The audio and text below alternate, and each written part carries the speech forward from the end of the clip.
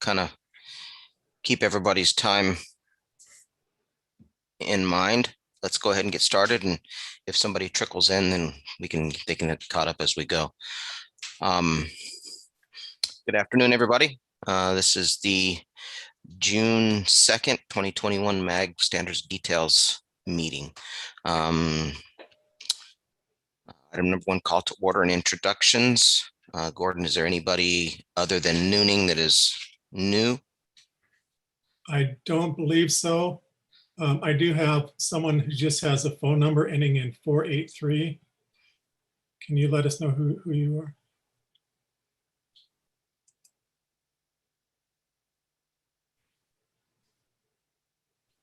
I'm not sure. That might be Matthew Bryan.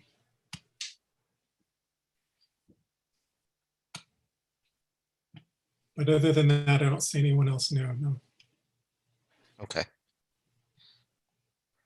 Well, I will move on then. Item Gordon, number 2. that's sorry, that's Matthew Bryan with the City of Phoenix Water. Sorry about that. Great. That's what I thought. Thank you. Thanks, Matt. So again, moving on to item number 2, call to the audience. To attend the meeting by technological means, members of the public must or may either access the link to watch a video stream at the MAG website by clicking on the view and listen link provided under the related links section at www.azmag.gov/event/27099. Or members of the public may submit written comments relating to this meeting to www.azmag.gov/comment within 1 hour of the posted start time for the meeting. I don't know if we had any comments, Gordon? No, no comments. Not receiving any advanced comments. Okay, that's the case. Moving on to item number 3, approval of the May 5th, 2021 meeting minutes. Everybody can take a minute or two and take a look at the minutes if you have any questions, comments, or concerns.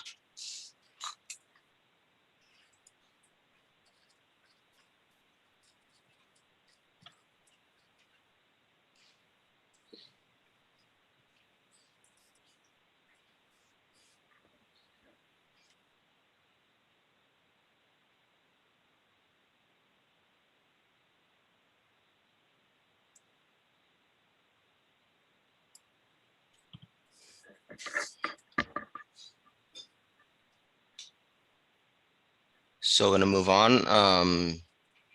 Everybody's had a chance to look at these, go through them. If we have a motion for approval.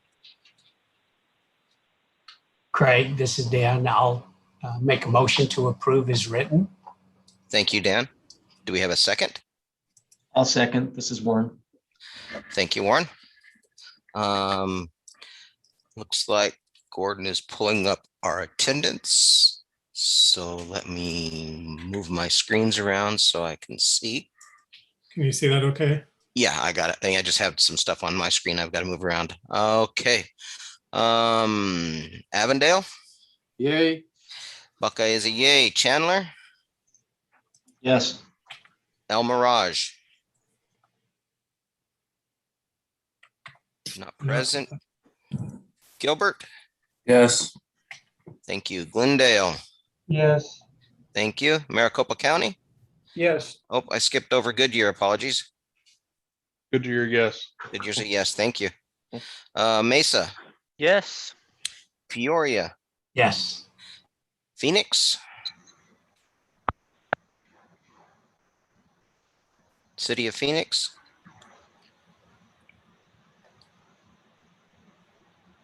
I'm not hearing if Matt's out there. Yes, City of Phoenix. Sorry about that. Excellent. Thank you. Scottsdale?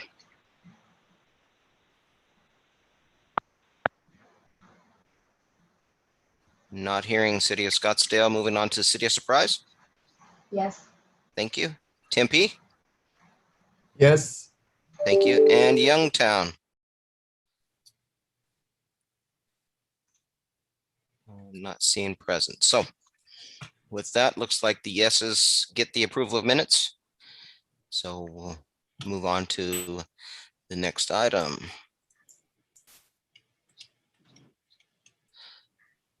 So item number 4, miscellaneous corrections. So it looks like so far we've got A, B, and a C. Have we had anything more come through in terms of miscellaneous corrections? I've not had anything new submitted, no. Okay. Not hearing anything. Thinking moving on to item number 5. Change to the existing line types for jurisdictional boundaries and plan symbols on detail 10-2. McDot's got this one, Carl. Yeah, there's a, yeah, there it is.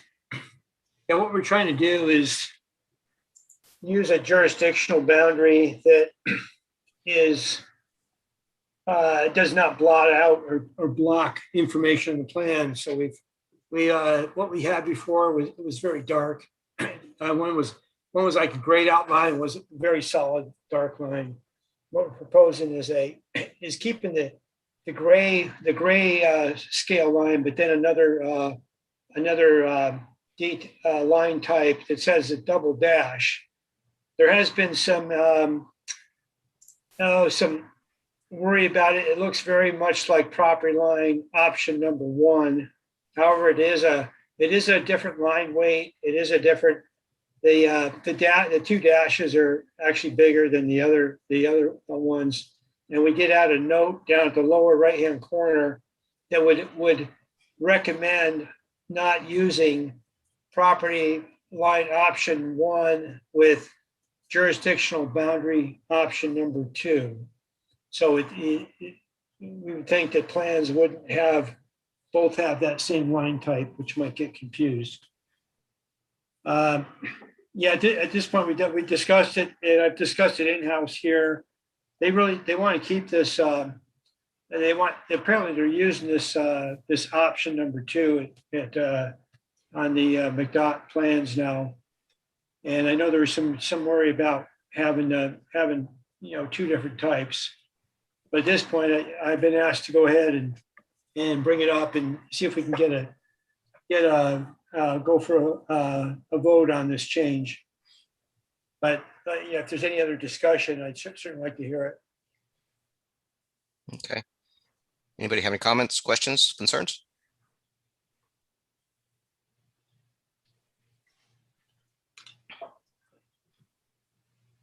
Not hearing any. I think we should probably go ahead and take this to a vote unless anybody has any opinions to that. Not hearing any. I guess when a motion to, we haven't done this in such a long time, Gordon. Yeah. We motion for voting. Yeah, we need to have someone Okay. make a motion to approve And in a a sec- second. Okay. Okay. We got a motion for approval on this. Can I make Or that vote for motion? this. Yes, Yeah, I'll And a make a second. motion to approve the change to detail, which is 110-2. 110-2, Okay. as shown in the plan here. Okay. Thank you, Carl. Can I get a second? Second. This is Warren. Thank you, Warren. Okay. Avondale. Yes.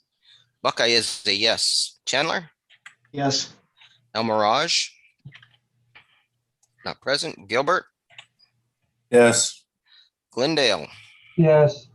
Goodyear? Yes. Maricopa County? Yes. City of Mesa? Yes. Peoria? Yes. Phoenix? Yes. City of Scottsdale? Not present. Surprise. Yes. Tempe? Yes. And Youngtown? Not present. So the yeses get it. So case number 2102 to update detail 110-2 passes. Thank you, Carl. Thank you.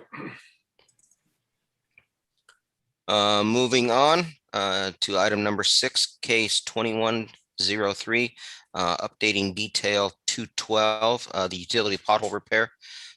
Jim, Arvid, whichever one's on.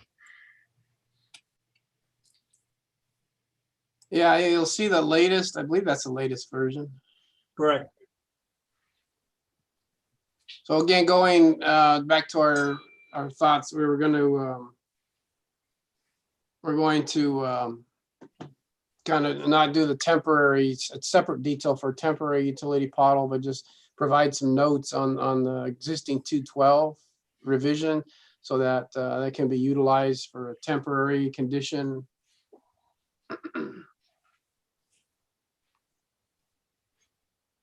Okay. So we got up in the upper right-hand section corner of the case detail. You can see we got added some notes for temporary pothole repairs. Yeah, we had quite the discussion over the past couple of months on this. I think we're getting pretty close. Mm-hmm.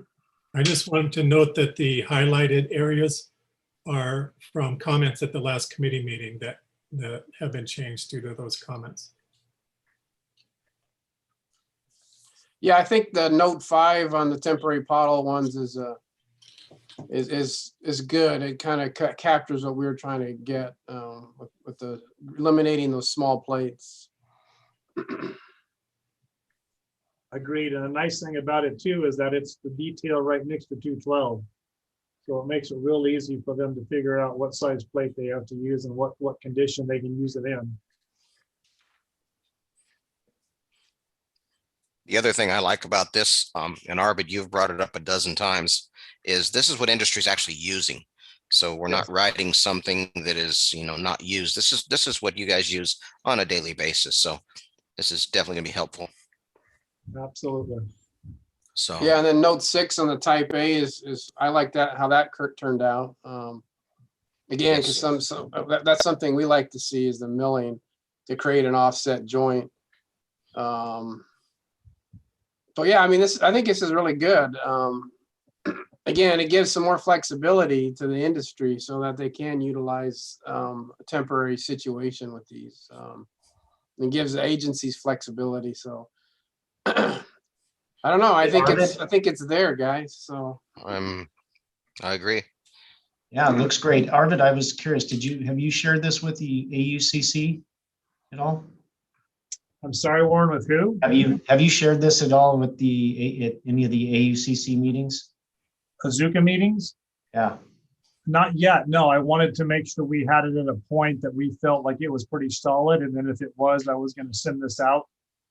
Okay. At today's meeting, if everyone felt, I feel like it's right where we want it. I really believe it covers all of the different possibilities and it really narrows it down to what everyone wants in the municipalities that we're working in. And again, I think it's the right thing to go. I don't have the ability to show it to you now, but I can take some pictures of some examples that we found just by stumbling on them of when it's done improperly. And I think everyone, when they see them, would agree it's not what the agency wants to have as a finished product. So it really does set the tone for it being a good standard by which the municipalities hold the contractors accountable to. Hey, Warren, this is Dan. Jim and I talked about this with the AUCC yesterday. We forwarded this highlighted detail to the chairperson, and he's going to send it out to the committee. Okay, thanks, Dan. Yeah, I was just curious. I hadn't shared it with Dennis here internally yet, so I figured it might be circulating there. So thanks. you did that already, Dan, then? Yes, I sent it to Dennis yesterday. Okay, this detail here? Yes. Okay, great, thanks. Awesome. So I guess, but their next meeting isn't until September, so Yes. I don't know. We want to vote on this year still, though, so.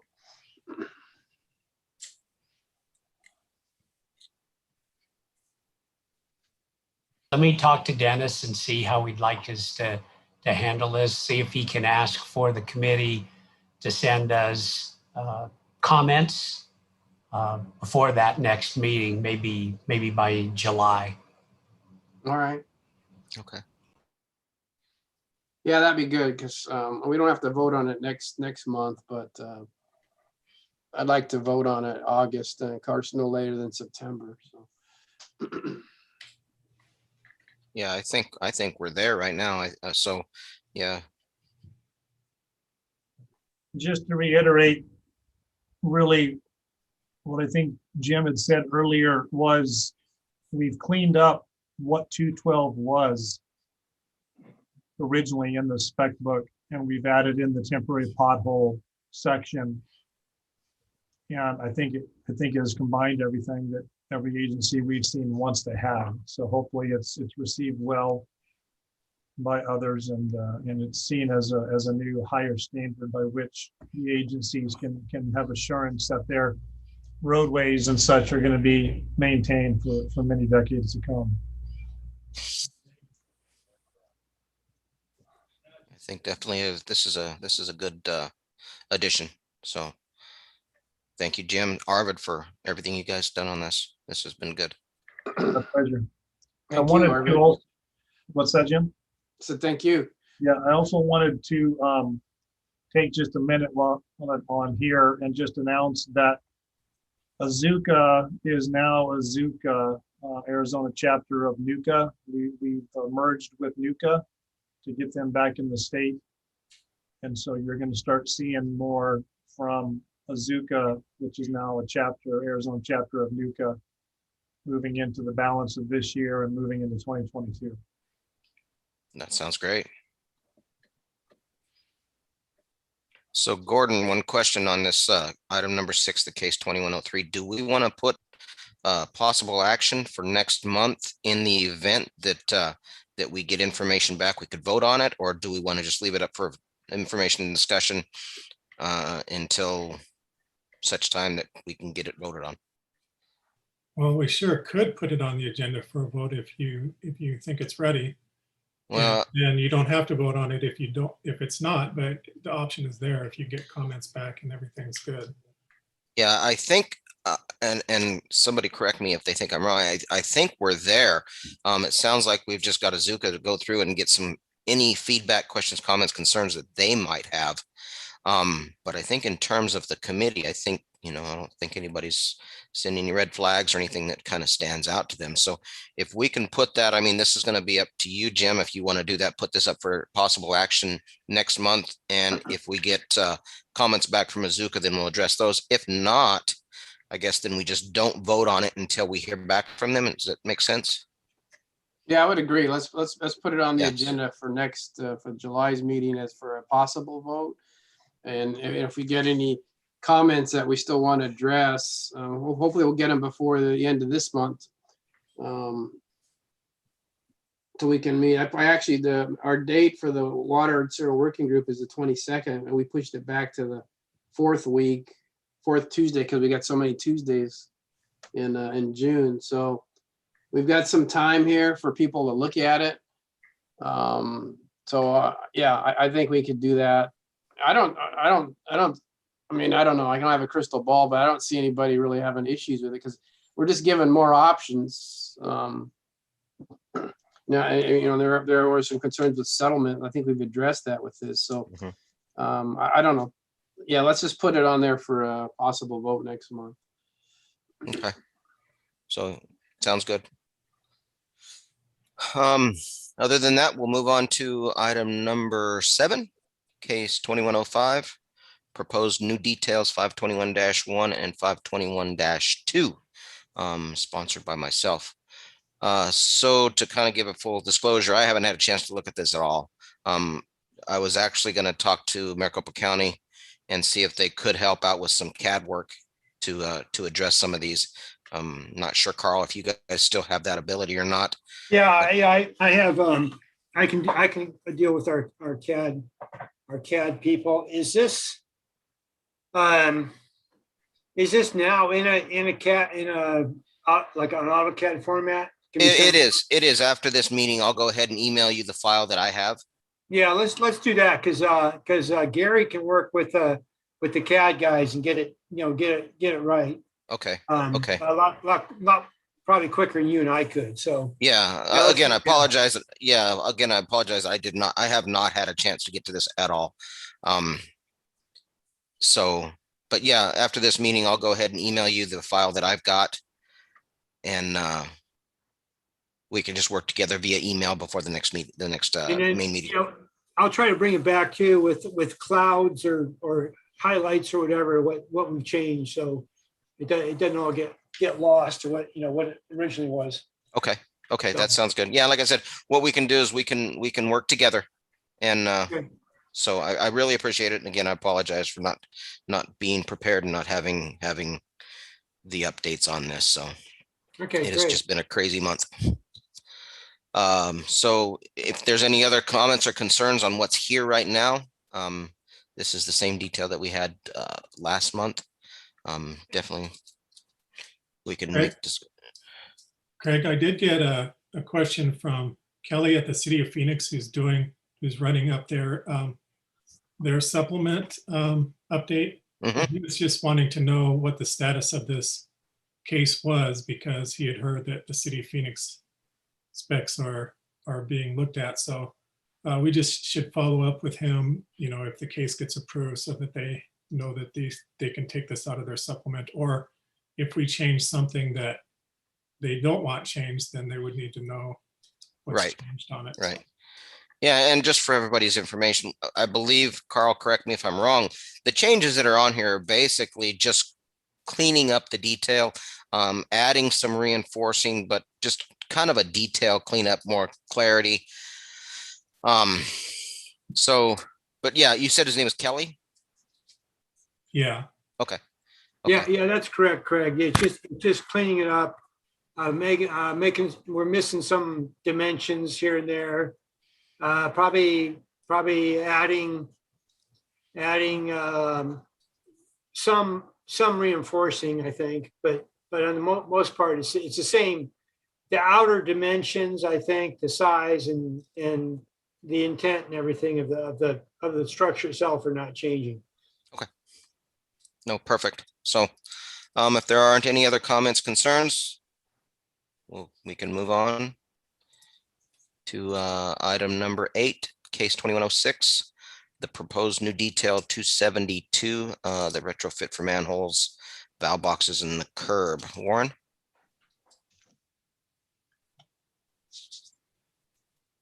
Thanks, Greg. Yeah, the version in the packet dated, I don't think I included it in the packet because there weren't changes, so I'm just pulling it up right now. right, yeah, let's see what we got here. I think the last one was dated by early May. Yep, that is the current version 5.521, where we added the note number 4. I have not received any comments or feedback, and I believe we set this for, didn't call for a vote for this time around, so we'll have to maybe plan for a vote for next month, but definitely open to comments or questions. Yeah, I think it'd be good to put it up for a vote next month. Get it out of here in July. So, not hearing anything, Warren, let's plan on that. We'll put it up for a possible action next month and Sounds good. go from there. So, thank you for that. Moving on to item number 9, case 2107. Add information for thermoplastic pipe. I know, Jim, you've been working with the concrete guys on this. Yeah. So I think we've got it nailed down. We discussed at the last meeting. We added the definition and in the definition section. And then just some other minor things, clarifications, but I think it's good to go unless somebody has some comments. We do have it listed for possible action. So if we don't have any other comments, I'd like to take a vote on it. Okay. Not hearing any comments or concerns or questions.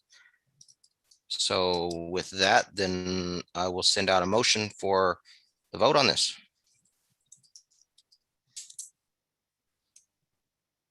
Can we get a motion? This is Warren, all motion. Okay, I'll second. This is Carl. and a second. Thank you, Carl. Thank you, Warren. So we will go through roll call. Case 2107. Avondale. Yes. Buckeye is a yes. Chandler. Yes. El Mirage, not present. Gilbert. Yes. Glendale. Yes. Goodyear. Yes. Maricopa County. Yes. Mesa. Yes. Peoria. Yes. Phoenix. Yes. City of Scottsdale. Not present. Surprise. Yes. Tempe Yes. and Youngtown. Not present. So with that, looks like the yeses get it, and case 2107 thermoplastic changes pass through. Gordon, I did notice case 2104 in your vote list. You've got a yes under Scottsdale. Oh, that one was taken last month, though. Oh, okay. I can't see that. All right, I think it should be okay. perfect. No, that works. So, Jim, thank you. Excellent work. Oh, thank you. And thanks to Stu Waller. Yes, Stu. I don't know if Stu's on right now, but yes, definitely. Thank you. So from there, moving on, item number 10, case 2108, the proposed new curb cut details. This is part of the outside right-of-way working group that we're working on. I'm not sure if Alan's on this or not, or who will be presenting. Oops. Wrong one.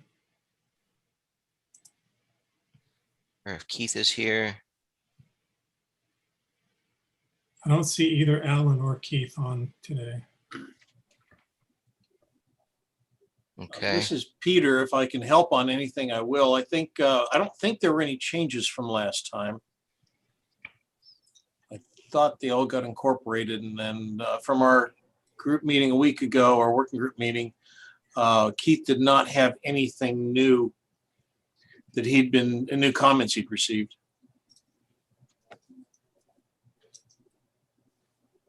okay. Think we're at the point of, if there's no new comments, can we put this on the agenda for next month for voting? I definitely think it's time if we have no comments or concerns. So, You do notice an extra period right at the end of note 1, just a little typo. And you've got good eyes. so, well, sounds good. Peter, thank you for that. So definitely put it up for possible action next month. Moving on to item number 11, case 2109, the revised detail 420-2, the precast manhole bases. Matthew Bryan, City of Phoenix, you've kind of been working on this. I don't know if you've got all the details and the changes that have gone Yes, back yeah, and forth. we've looked at them, and I've got them going through our sewer group right now for any comments or any concerns that they may have at the time. Okay. But I think everything looks good so far. Okay. I know we've been working with the National Clay Pipe Institute as well on ensuring that the clay pipe manufacturers and all of the ASTMs that deal with the clay pipe and the penetrations for manholes, that all get incorporated with this. So Yeah, they're excited about it. They like what's being proposed so far. excellent. So I don't know if anybody has any comments or questions on these. This was kind of proposed last meeting, and we had a kind of a small presentation at the working group from the Clay Pipe Institute. So,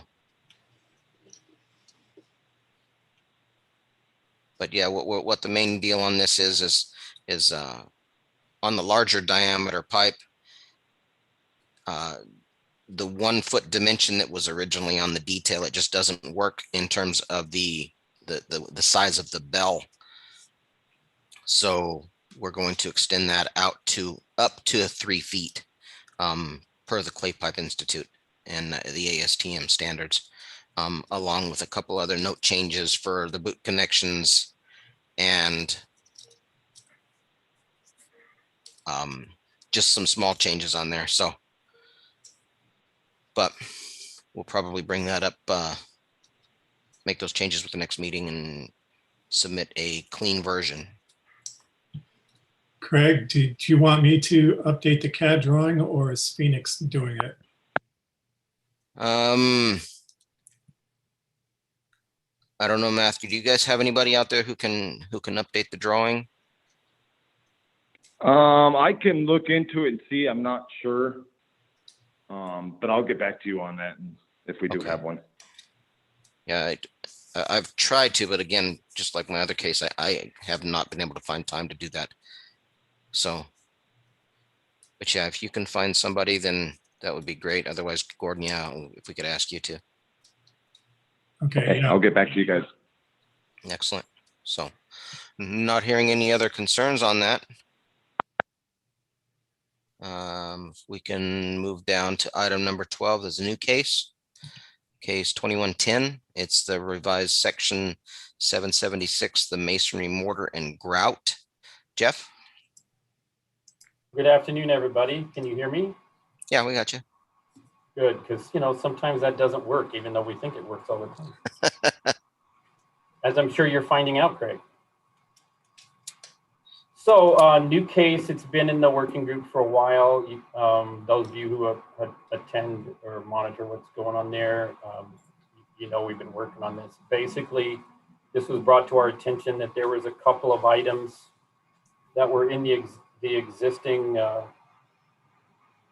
section that are not accurate any longer, have been replaced by other standards. So since we opened up the spec to make a couple of minor changes along those lines, we decided we'd take a better look at this section. That probably hasn't been touched in a long time by the looks of it. Going over the roadmap item, I kind of went through each one of the individual subsections and made a notation on what we have added or changed to it. You can see that one of the things we've tried to do is add into the section the fact that a lot of grouts nowadays are supplied by commercial ready mix, and the current specification just talks about hand batching, proportional mixing on the job site kind of scenario. The other thing that has come into play a lot in the last probably 5 to 10 years has been pre-blended mortars and grouts that are made in a factory, where you can pre-blend those products, and each bag is basically the same as the bag before that. So you kind of take that volumetric measurement and hand batching out of the hands of the contractor. Plus, the contractors like it a lot better because they don't have to have all these bulk materials and everything. They can just bring bags in. They can mix up what they need. It's clean, it's easy, it's very repeatable and consistent. So we added those options in also. The tables 776-3 and -4, we've changed the column headings that just was Portland cement and changed it to cementitious materials, because as we refer to section 725, there's a couple of different kinds of cementitious materials that you can use there, and that's been that way for a long time also. The other thing is having the option to use a masonry cement instead of either a Portland cement or a 1P. Let's see what else. Again, made some changes in point 2 and point 4 back to cementitious materials. Made a change in 8.1 regarding the field sampling and testing in accordance with C780. 8.2 is where we've made the change on testing grout from the uniform buildings code standard to the appropriate ASTM C1019 standard. Also have included a red line version and a clean version to make it easier for people to see the differences. And I also, as backup, included selections from the various standards that where we've borrowed the language from or used some of the language from and to incorporate into the revisions here. C91 on masonry cements, C270 is the standard on mortars. There are specific highlighted items if you want to, look through there where I've highlighted specific things that we have made changes to. C476 is the standard specification for grout for masonry. Again, highlighted items there. C780 is the field testing, sampling and testing grout in the field for masonry. That section highlighted there. And then, of course, a copy of ASTM C1019, which is the standard that's applicable now for sampling and testing grout for masonry in the field. It seems like it's pretty complicated, the things we've done, but if you read through them, they're actually pretty simple changes, pretty simple wording changes. But I wanted to make sure that I provided the specification, copies of the specifications that we utilized to make some of the changes in the wording. I would ask you to take it to your technical guys, let them take a look at it. Obviously, we'd like to get this completed by the end of the year and voted on. We've got a couple months to get that accomplished, but the sooner we can get other people to look at it and bring us comments, the better we are at getting this done by the end of the year. Does anybody have any questions now about anything?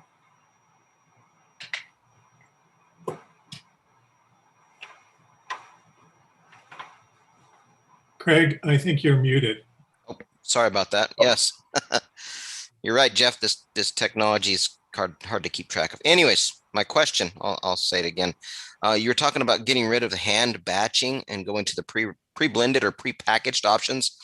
So this is going to be completely getting rid of any hand batching that the options are out there? No, it isn't. It's just adding. Job mixing is still in the standard.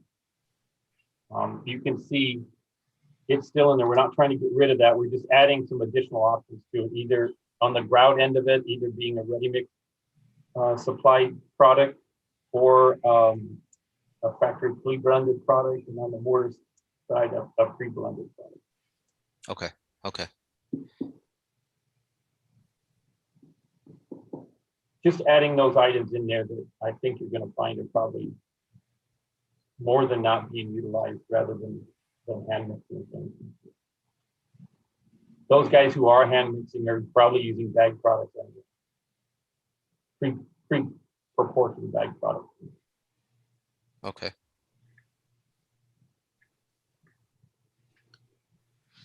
Yeah, it looks like there's a lot there, but hopefully it's going to be a pretty simple review there. So, any questions or comments on that one? So, thank you, Jeff. Look forward to going through it and seeing what you guys have done.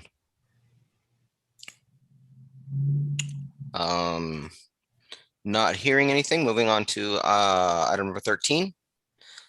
Case 2111, revising section 611 to add requirements for potable water hauling. Jim? Yeah, okay. Hi, everybody again. So in the working group, we this came up for discussion last year about some small jobs and some contractors, using portable water hauling devices, contain tanks to inject water for testing purposes, for it's a potable line. So we did some research on it and found that there is a requirement, some specifications in the ACC regarding this exact issue. So what we decided to do, I mean, it doesn't come up too often, but it does once in a while. I'm sorry, the AAC, the Arizona Administrative Code, addresses this. So what we wanted to do is basically just kind of take that applicable portion of their spec and put it into ours.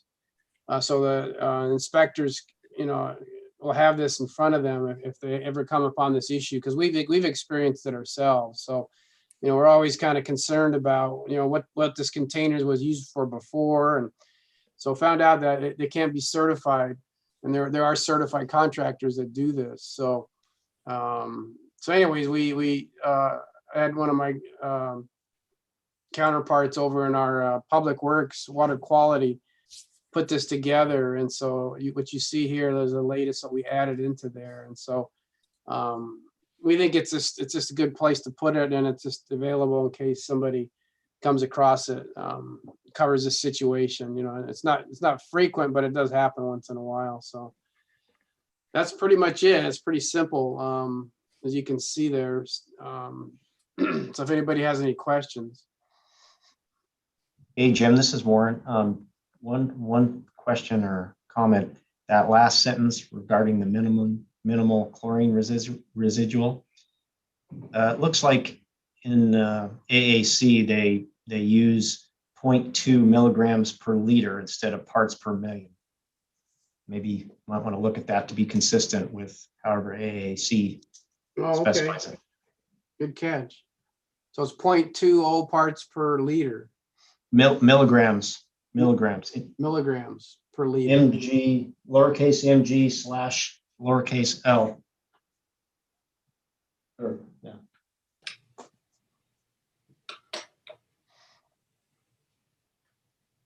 Okay.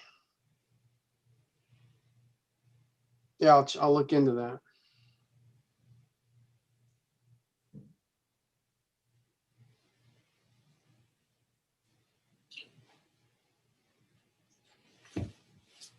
So any other comments? Thank you, Warren. Yeah, I think Arvid had mentioned something that they use these, like in some of the isolated communities for water hauling for residents, actual.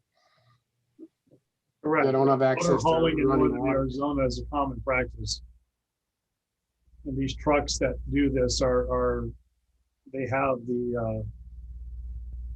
have the inspection, or they have the permit listed on their vehicle to show that they've met the agency's requirements. Is that kind of a one and done thing, Arvid, or do they have to get rechecked? How does that work? That I don't know. That I don't know. If they're a company doing it, I don't know. I just know that we see them traveling all over northern Arizona this time of year when we're up there working, and I see that they've got I think it's an ADAQ or whatever permit number on the side of their vehicle. Okay. So Jim, with that, it actually brings up a question. According to this here, it's talking about the Maricopa County Environmental Health. Is that an ADEQ, or is that an MCSD? Is that an AAC requirement, or is it all the above?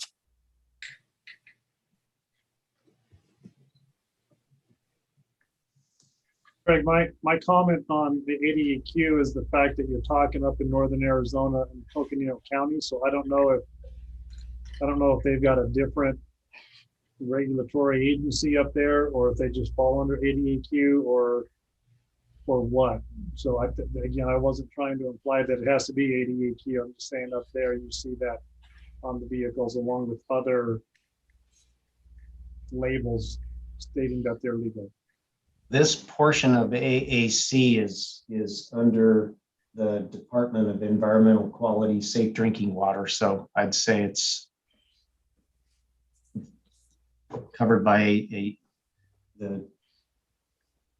DEQ.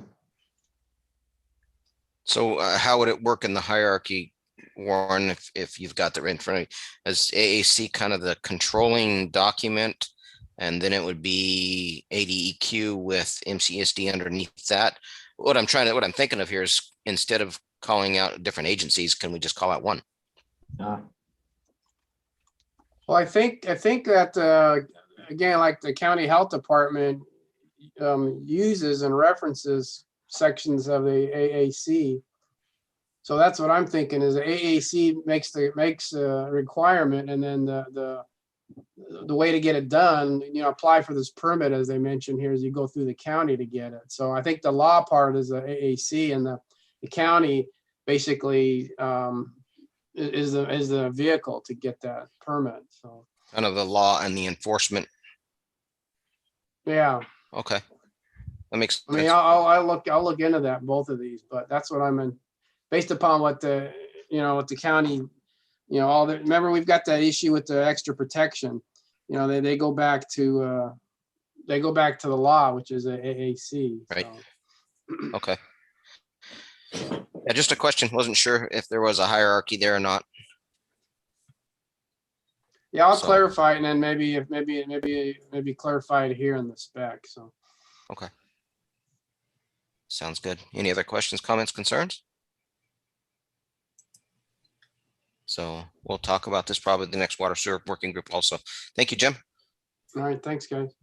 Moving on to item number 14, case 2112. It's revising section 601 to add minimum testing frequencies. Now, Jim, you've been working on this with your guys. Yeah, me and mostly Rob Godwin here. He's been spearheading it. And he's met with the materials group. So we're trying to get lots of exposure on this one. So it's kind of been vetted already quite a bit before we brought it forward here. So we're just kind of introducing it to the main committee here as a case now. So again, we just felt there's a need to call out, as a baseline spec, some minimum requirements for compaction density testing for trenching. So we've kind of, started out larger, and we kind of whittled it down to this and kind of came up with this a baseline, maybe conservative spec. Because some of the cities that we looked at all the cities, how they deal with it, from their mag supplements and their specs, and we kind of did a consensus. Some of them are more stringent, some are less stringent. So what you see is a result of all that put together here. So Yeah, and to kind of add to it in the working group, what we've done a lot of is to try to be as consistent as possible. You'll notice a lot of it is 1 every 500, and we use that 500 number just because, for the labs, the testing companies who are doing this, they're doing the same thing over and over again. So there's less confusion. well, and we always have issues when we've got a bad project. That doesn't mean necessarily a bad contractor. You might have just challenging soils, and it always comes up, well, from the contractors and developers side, well, we didn't bid it that way. And so that's kind of what's got this started, is about, well, we need a kind of a baseline that contractors can use too to reference, and the lab, the consultants, the testing companies. So again, we worked with some of the testing companies as well, some of the in the valley here. And so again, like we did with the borings, the HDD spec, we're trying to get a lot of entities involved that'll deal with this. And so I think we've had some pretty good feedback. And again, it's just to create a baseline spec that can be used. Agencies can vary it if they need. It just depends how your contractor's doing. And because there's some variables, the best way we felt to deal with is we added these notes on the bottom, you'll see there, that kind of helps dictate, what you could do with this spec in the field. Like if you want to use ABC, you can maybe do less testing. And if you have a deep backfill, We leave it up to the agency to make a requirement if they want to use CLSM or have it monitored. I think some agencies do that. They just require that a lab be out there to watch it. So again, this gives you some flexibility and give you some options for some the conditions that may be out of the norm. So we hope it, it was tough to do. I give Rob a lot of credit and everybody that helped him, but this is kind of the consensus of that. You got to put it down somewhere. So this is what we came up with. So. I know there's a lot of work that went in through this. I've been working with Rob on it just as well as you have. And he's been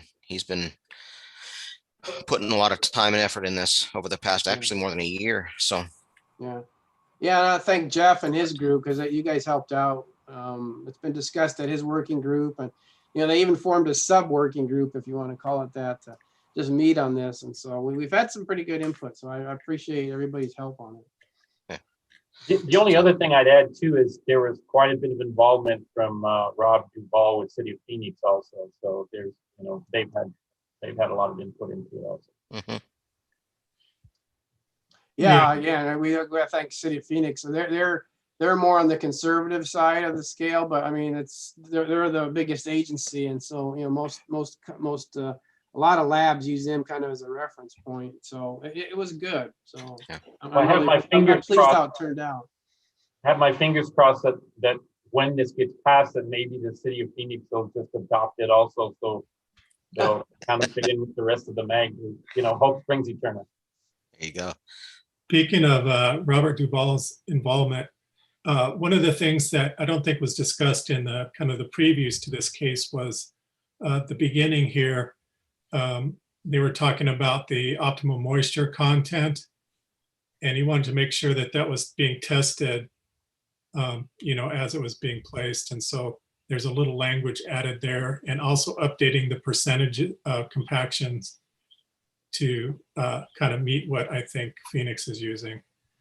And then one other thing that Rob added before the table is just this introductory paragraph that describes what the table is used for and gives some information about it before it actually gets into the table. So those are the new things you might want to review as well. The table itself is just a reformatted version of basically the one you saw before. Yeah, this is Warren. It reads really well. Just skim through it. The only minor comment I would have at this point is just in that mag sections column is that you can get rid of the periods at the end there. Yeah. Yeah, and one thing that I'll do and on any final version is I'll add the hyperlinks to each of those sections. Oh, nice. Right now, they're not on there, but they will be. Yeah, that'd be great. That's a good point. So yeah. That makes it extremely useful document. Yeah.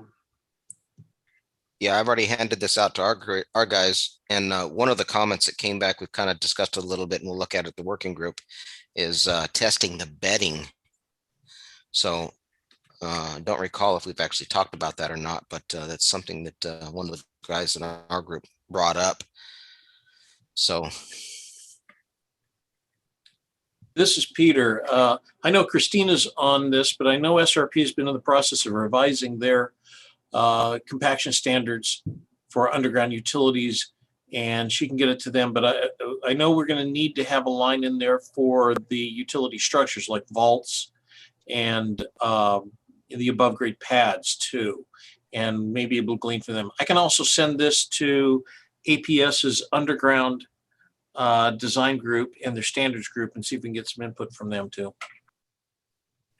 Yeah, that'd be great, Peter. Don't they now use just slurry though for the pads for all their equipment?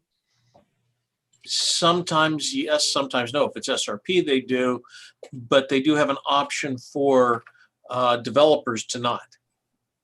They can go through compaction testing. Oh, okay, good. Okay. So. All right. Well, yeah. If everybody can Jim, take this back, I know we've had some agencies have already looked at this, but yeah, if your agency hasn't seen this yet, your respective groups, please take it back. circulate it and, you know, send me or Rob any comments. We will discuss this at our next working group meeting on June 22nd. So I can get this to my counterparts at SRP, but this is Christina, by the way. But I'm going to be going on maternity leave in the next anytime now. So I might not be able to come back to you with it. So if Peter, do you want to kind of get with Jim, yeah. Jim?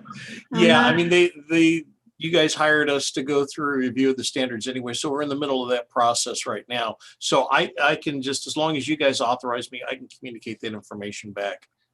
Yeah. That's what I thought. And I was like, I thought you guys were doing it, but I wasn't sure. So Yeah, I just can't. I need approval from you guys to be able to share information. I can't just do it arbitrarily. oh, okay. Well, yeah. Consider that approved. Okay, very good. Because Yeah, that's what I I'm would on be the dark doing side. anyway. Yeah, That's I all live in the would dark be side doing. now. I need approvals. That's what I'd be doing anyway, is going asking. Oh, there you go, Peter and his documents. Okay, right. there we go. Thank you, All right, thanks, Christina, and good Christina. luck. Thanks. Yes, thanks. Right on.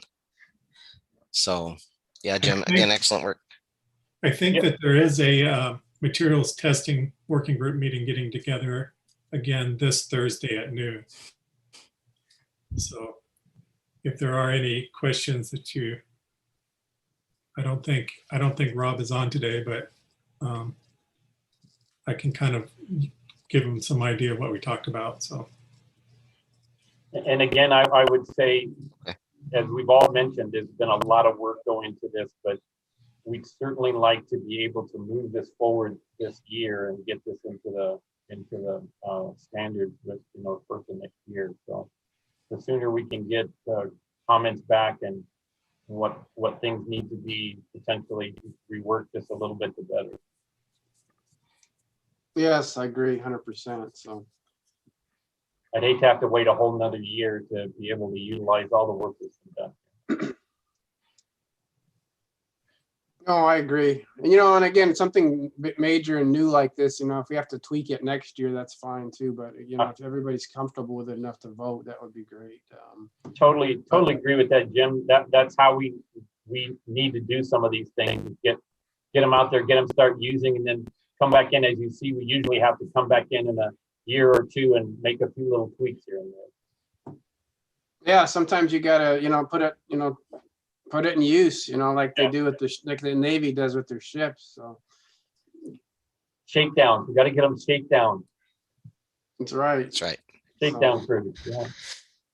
So, well, we didn't want to. We wanted to do most of the you know, the hard work before we brought it to the group here. So because it's gone through lots of changes, and so it would just be too time consuming and you know, confusing. So I think the time was to bring it now, and we've got few months here. We can hopefully get some comments and finalize it so we can vote on it in September.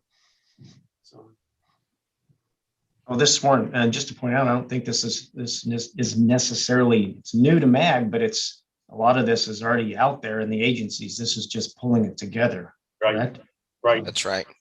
Exactly. Yeah, again, it's just trying to come a baseline, so you know, everybody can reference a baseline in MAG, and that's what a lot of agencies do anyways. And then, you know, if you want to tweak it, you can do it with your supplements, you know, as most agencies do.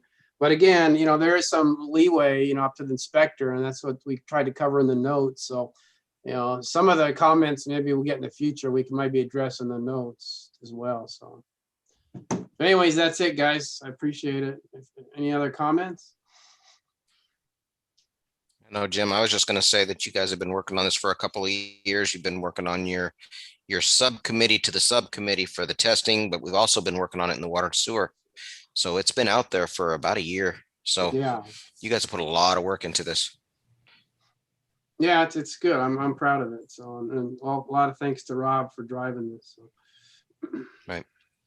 All right. So, Thanks, guys. Thanks, Craig. all right.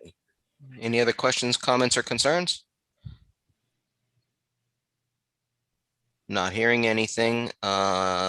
Moving down to item number 15, the new and potential cases. I haven't heard any. Gordon, has anything come across that you've seen, or anybody out there who has any potential cases that they could be bringing up? I believe July is the last month that we will be taking new cases for this year. I know Peter probably is going to want to mention some of the outside right-of-way cases and the landscaping irrigation cases that are coming hopefully in July. Okay. Yeah, I'll be going through that in my report, the committee report, the working group report. Perfect. Perfect. So, anybody else have any items that could potentially be coming up this year within the next month or so?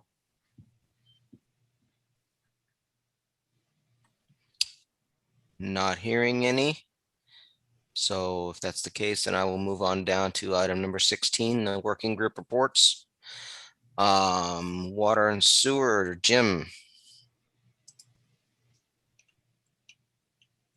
All right. Well, we pretty much just covered the cases we've already discussed previously and voted on. So we've had a pretty good year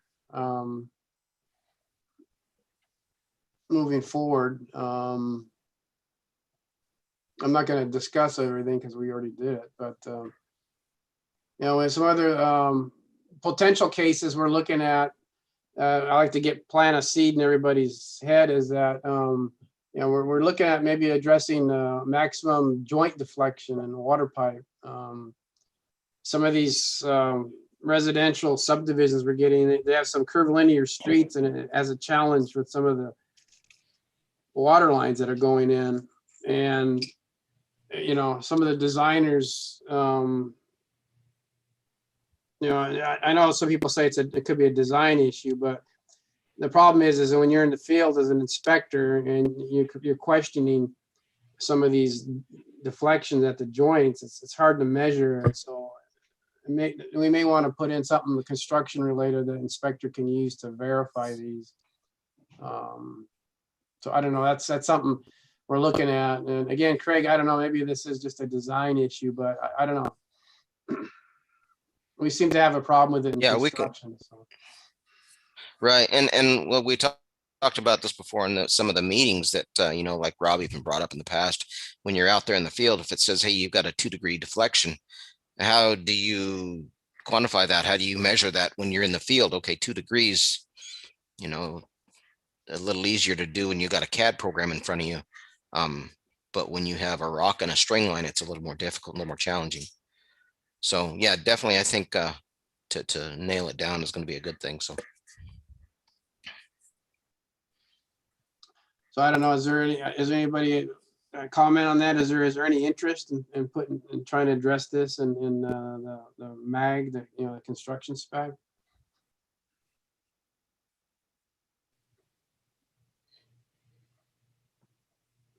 All right. maybe So anyways, what we could do is go ahead. Sorry, I was thinking maybe what we could do is I could pull up some of the manufacturers and see exactly how they define their measurements. So like you said, it's kind of a design issue, I believe, but at the same time, we have to have somebody in the field who can, you know, measure these things. So maybe I'll pull up some of the pipe manufacturers and see what they've got in there. And Craig, on that, maybe we can get a couple to attend the water sewer just to help us out a little bit since we're busy. Get some of their expert opinion on that. Right. So yeah, we can do what we can do. So yes, definitely. So I just want to say it's definitely a design issue. I've been the guy in the field always proofs everything that we make up, and guess where it goes? Back to design. But we get blamed for it because we followed the picture. So just saying. Right. Yeah, no, I hear you, Paul. It's just sometimes, you know, how does the inspector measure some of these in the field? So, you know, maybe MAG just addresses that the surveyor's got to certify get in there and certify. I don't know. That's a good idea right there, and not leave it to the guy digging the ditch. Yeah, because that's what the Yeah. contractor says. You're right, Paul. He said, well, I'm just putting it in per plan. Well, you know, the inspector says, well, maybe you should have a fitting here. And the contractor said, well, it's not shown on the plan or called out. So I don't know. I'm just Yeah. throwing it out there. Maybe it doesn't go anywhere, but just maybe you guys can ask some of your field people if that's a problem. And it's usually only in the residential areas because they like to get, they have curvilinear streets. So I We're do gonna hear try it's to- quite a we're- problem. So. what's that? I do hear it's a problem, and I think it's a good idea to get the suppliers in and talk about, first of all, what's permissible, and then figure out how we apply it. Yeah. So, all right. That's about it. It's been a pretty productive year so far, I think. Thanks for everybody's. We're having pretty good attendance too, so I appreciate that. So next meeting, like I said, will be the fourth Tuesday instead of typically it's the third. Since June has was it 5 Tuesdays, so I don't want to get too far in front of the next meeting in July. So like I said, the next meeting for the working group will be June 22nd, 1:30, courtesy of Gordon and Company. All right, So, thanks, guys. All right. Well, thank you, Jim. Moving on down, asphalt materials, concrete working groups. Jeff, Brian, Greg, whichever. I will mirror what Jim just said. We pretty much talked about the items that are on our meeting notes from last meeting. The testing frequencies, section 776. Rob Duvall's minor wording change in 601. Our next meeting will also be the fourth Thursday instead of the third Thursday on June 24th at noon. I would say that anybody who has any comments or anything regarding section 776, I'd love to hear that before it gives us a little more time. We got one more week.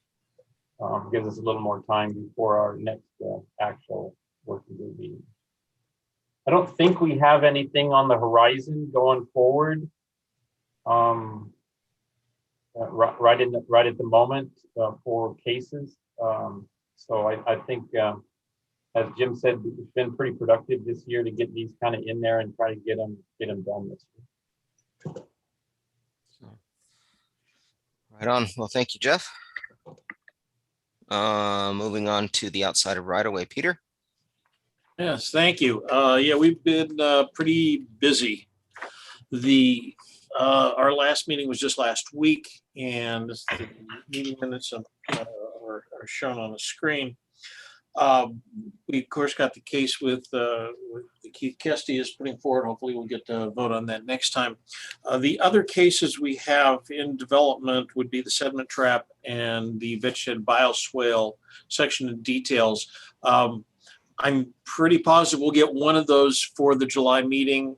We may not have the other one cleaned up in time. So I'm still trying to reach Eric Bones and find out.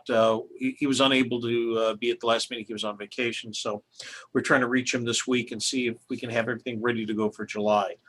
Our biggest effort has been with the landscape and irrigation, the subgroup that's been developed, and the revisions, and they are extensive ones to 425, 430, 440, 757, and 795.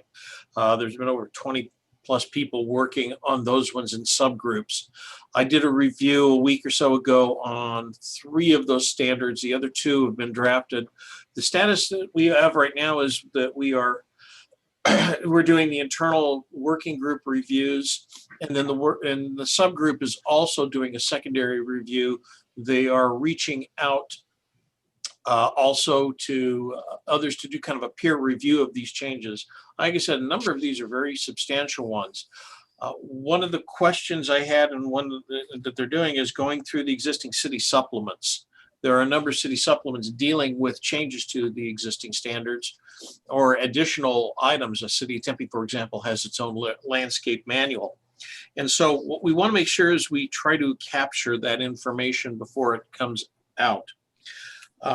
The anticipation is on the January or the July 7th meeting, we will have that package of standards. What I needed to broach with the committee now is how we bring those out. There's so much inner working between these 5 different specifications that we could bring them as individual ones, but I think they're going to be more effective as a single package of 5 revisions as a single case. If, as the process moves forward, one of them bogs down, one thing we talked about was, well, if there's something that's really hanging the whole thing up, we could always take that one out or simplify it and keep it moving forward. I wanted to get your feedback. What would you think about that? Any idea of how you'd want that approach, or should we bring them as 5 separate cases? Peter, this is Warren. I think there's a lot of material in each one of those. So yeah, maybe I think independently would be maybe easier to manage that way and try to, otherwise it's going to be one massive case, but that's my opinion. Okay. That's the kind of feedback I need. Yeah, I'm kind of on the board, same Peter. But it sounds like what you were also talking about, you have items that are contingent within each spec to other specs. So that kind of poses some challenges. So if we adopt one at a time, say 425, but 757 doesn't get adopted, but 757, there's something in there that can be used in 425. Yeah, it's like that. It's like, so for example, 425 and 430, I think it is, reference back to 795. That's the material spec for the application. 440, I think, references back to 757. Maybe we put them in 2 packages like that. So we have like a landscape package and an irrigation package. That's a challenge I think we're going to need to address when we bring this forward next month. And that's possible. I was even looking, maybe you could make it a materials spec and then a spec, Yeah. We'll pass just the materials or work on just the specs. Obviously, well, I guess there's again the challenge, huh? Yeah. You can't work on the materials without actually put them in the specs somewhere, and you can't work on the specs without having the materials in there. Yeah. And the other challenge came in, the group really wanted to try to get the irrigation, get all the details done. And I think we've got that, everybody convinced, let's hold off for next year. We'll be working on them now, but provide those as we see how the standards, how the text gets developed, and then start integrating the details into those. Don't try to integrate them too early, because those are going to be all new details. The city of Tempe has been very helpful in that area because city of Tempe has quite a few CAD standard details. And so we're kind of using those as the basis for the starting point. The majority of those are irrigation details though. So this is pretty much a major reworking of that area that probably hasn't been touched in over 30 years. And we will be bringing that forward at the July meeting. Right now, we'll talk in our working group separately and see if there's a way we can break those up as reasonable as possible. But that's really the biggest part of what's going on right now. You can go through the meeting minutes and kind of go through the discussions that we had specifically on those. One other aspect, and I see Ryan's on the call. I don't know, Ryan, if you were contacted by your folks at the city of Mesa on potentially being the sponsor for this. I didn't want to bring it up unless I knew you'd been contacted. I wasn't sure. Yeah, I talked with Zach about that. I told him, although I'm an engineer, I'm a landscape architect at heart, so I'd be happy to sponsor the case. Thank you. Once I figure out what it's about. Yeah. Okay, good. And I'll be more than happy to co-sponsor with you and try to help walk through and guide through some of this. So we can kind of do it that way if that'll work for you. Yeah, I think that'd be great. Okay, good. I was kind of holding my breath on that one because I wasn't sure if Zach got a hold of you yet or not. So, there's quite a bit of work that's gone on that, and I'm really been super happy. Zach, so Zach has done a ton of work on getting these organized. So really thankful for his help on that. On your list, we'll see the other items that we're going to start working on. I think it's page 3. We talk about some of the other areas, and that goes back to the things we've always talked about, which are the detention tanks, the dry wells, bioretention. And I think what the landscape group has realized that things like the bioretention systems planters, they're more outside the right of way. And that would be a good thing. Once we get these inside the right of way ones done, that would be a good opportunity to start looking at those as the natural part on the outside right of way. So I think they're going to take that one on as a challenge for the second half of the year and going into next year.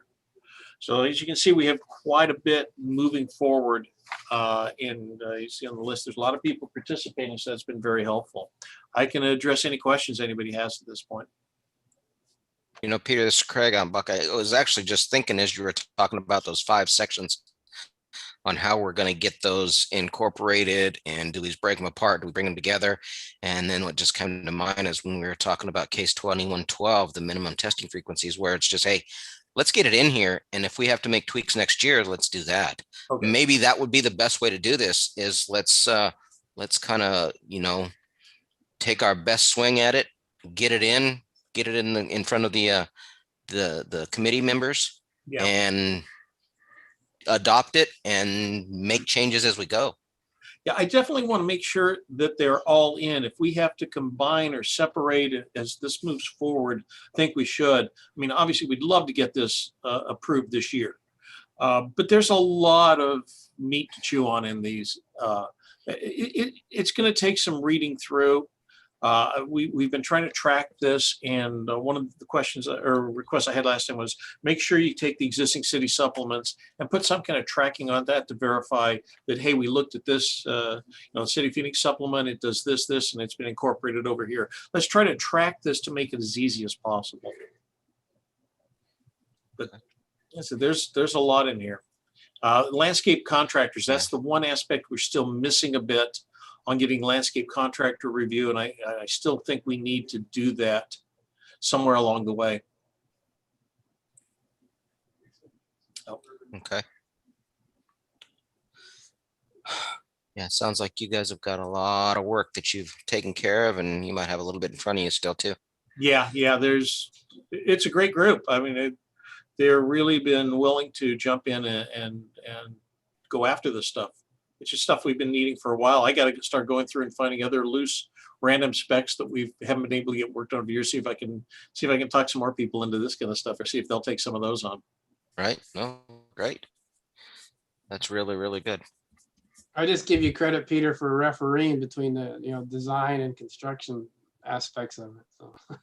So.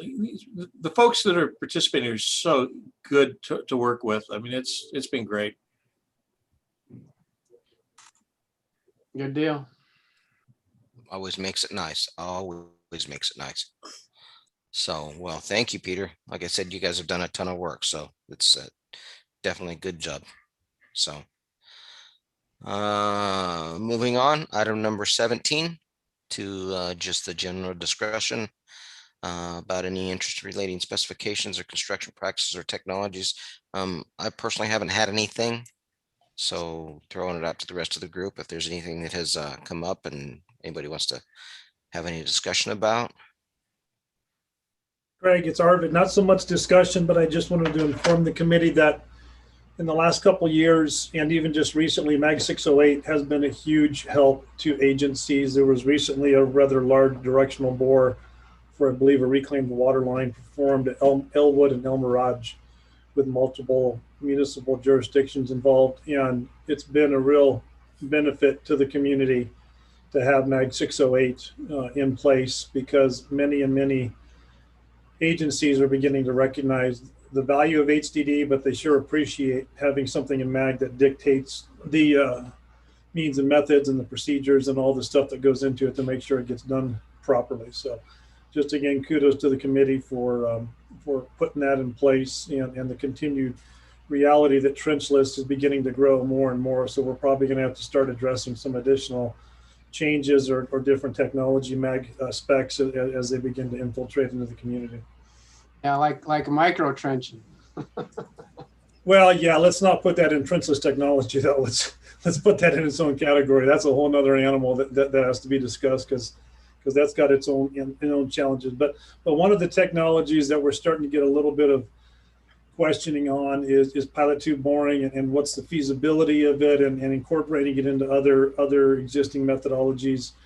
and we've been using it as an industry for quite a while. But of course, the reality is that that trenchless technology is driven by soil conditions, and soil conditions dictate methodology. And so it's just a matter of the continued educational outreach to those in the design industry to get them to understand really what is feasible and what isn't feasible. But we're getting there, and it's getting better, and the specs are definitely helping.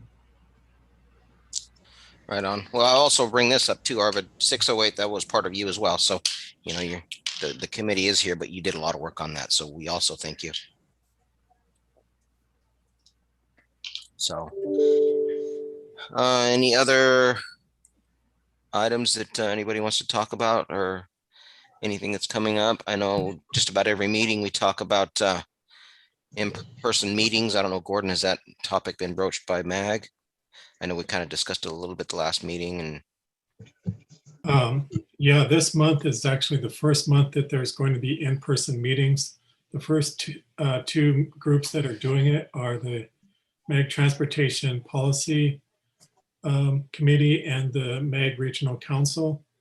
And I think the reason why they wanted to get together is they're composed primarily of the mayors, and they like to have that personal contact with each other as they discuss some of the issues. And a big one at MAG right now is the upcoming update to the MAG Regional Transportation Plan and the tax that helps pay for it. So it's a big issue for them right now.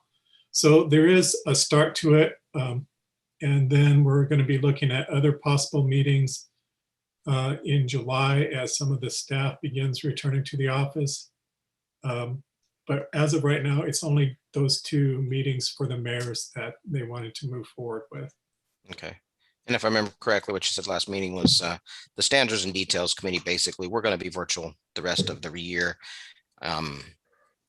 potentially maybe next year also, but definitely the rest of this year. So, Hey, Craig, yeah. has there been any more conversation with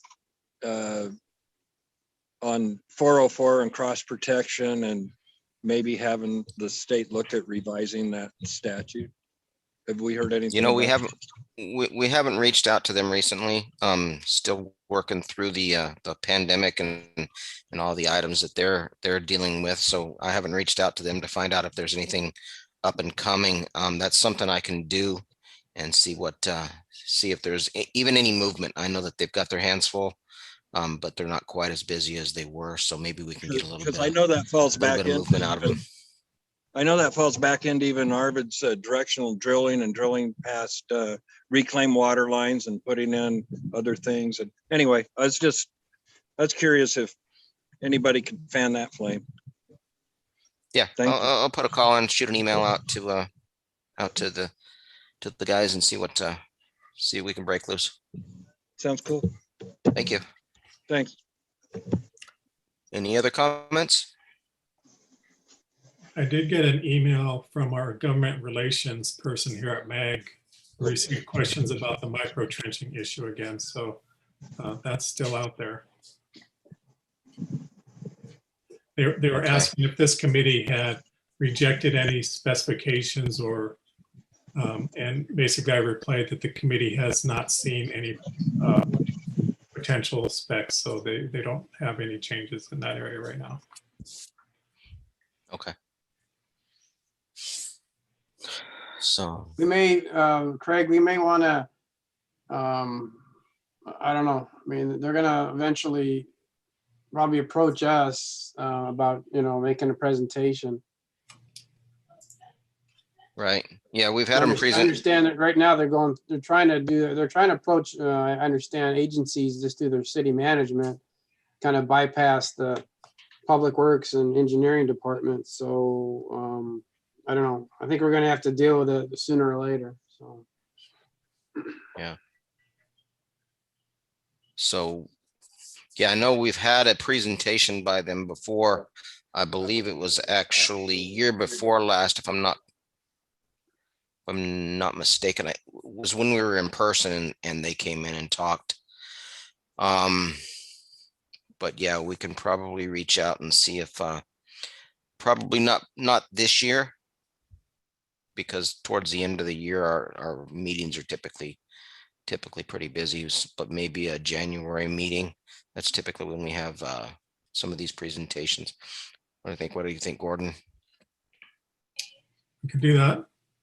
So, but yeah, you're right, Jim. If we don't do something, then they're going to do something. So we can probably get ahead of it and see if we can't start talking about it. But Yeah, I mean, because I know they're gonna AUCC is gonna reach out. I think maybe at the September meeting and have them do a presentation at that group's regular meeting. So I think that's in September. So I'm gonna be involved. I'm gonna listen to that, see what they have to say, and then just something we got to keep on our horizon here. okay, when is that meeting? I believe it's the first Tuesday in September. And that seems like the best venue for this topic still. I know it's been touched on over the years, but I mean, even if it's in MAG, the agencies that don't allow it, it's still going to be the issue, even if it's in MAG. Correct. Yeah, I So- mean, I don't know. It might end up being like we did with the HDD spec, where it starts getting implemented in the cities, before there's a MAG spec for it, and then then it kind of gets out of control, and so then we have to come and put some general specs to it. So that could be what happens with this too. So. And forgive me, I had to take a quick call, but are you still referring to microtrenching? Yes. Okay, I wasn't going to say this, but it needs to be said then. If that's still something that's going to be discussed, there has to be an inclusion of Arizona revised statutes with regards to utility locating, because it is going to generate a tremendous amount of legal conflict with the current Arizona state statute with regards to the responsibility of municipalities and contractors and designers to verify and expose and protect existing infrastructure. And if that infrastructure is in asphalt or not in something that can be potholed, it's going to create a legal problem, because the likelihood of it getting damaged during a potential potholing or SUE investigation process is just going to explode the industry with regards to how do you protect that facility or that micro trench product without destroying to verify where it's at. Because if anyone were to attempt to go out and cross it and the Corporation Commission shows up and that utility isn't exposed, it's a $5,000 fine for every time they've crossed it. And yet you can't expose it because it's buried in a microtrench in the asphalt. So again, I'm just saying, if it's really going to be a consideration of a technology that's incorporated, how does it interact or interface with Arizona state statutes as they currently are written? Well, and it's an axionym too, Arvid, because it's not micro anything. It's tearing the hell out of the right of way. Anyway. Correct. Yeah. So again, I bring that up because we talked about it before, and I just think there's a reality that conversation has to be had with regards to how is it going to be dealt with in the future by the agencies, by the designers, and by the contractors who are responsible to protect existing underground infrastructure with the technologies that we have, without getting in trouble by the Corporation Commission or by, potentially causing a damage that then leads to a lawsuit. Exactly right. Yeah, no, and that's why I think it's a good place to start with the AUCC. Let them do their presentation there first and let them vet it out. But I agree with you, Arvid. They're trying to skirt the issues that all the other dry utilities have to follow through and are obligated to. And I don't think that's fair. They need to be held to the same standard, as gas companies and electric companies. So I fully agree. And again, I need to say this. It has nothing to do with, I'm just saying it as a concerned individual who's been involved with you all for a long time now. This has nothing to do with trenchless. This has nothing to do with anything of that nature. It's just, there's a big concern by many that I interact with about something going into the asphalt that you have no way of potholing it.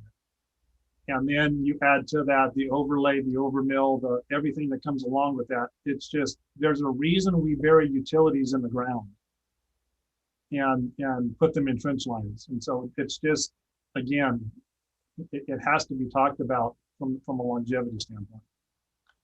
Well, this stuff they need to go in the PUE. I mean, that's what the whole PUE was created for, is to put all these other utilities, out of the street. The street should only be for water and sewer and storm drain, in my opinion.